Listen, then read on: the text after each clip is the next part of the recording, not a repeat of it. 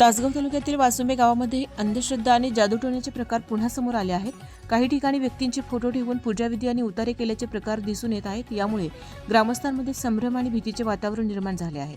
अंधश्रद्धा आणि अफवांवर अजिबात विश्वास ठेवू नका. अशा उतार्यांमुळे कोणालाही काही अपाय होत नाही. उलट अशा वस्तू दिसताच नागरिकांनी त्या त्वरित हटवून नष्ट कराव्यात.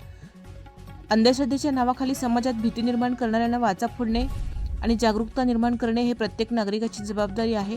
या घटनांमुळे गावात विविध चर्चा रंगल्या असल्या तरी विज्ञाननिष्ठ दृष्टिकोन ठेवून घाबरून न जाणे गरजेचे आहे, असा संदेश स्थानिक पातळीवर देण्यात येत आहे.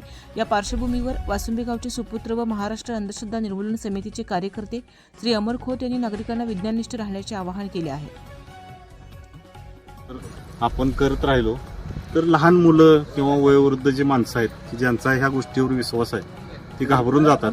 तर मी सगळ्यांना विनंती करेन की ह्या गोष्टीमध्ये काही तथ्य नाही आणि कुणी ह्या घटनेला घाबरून जाऊ नका.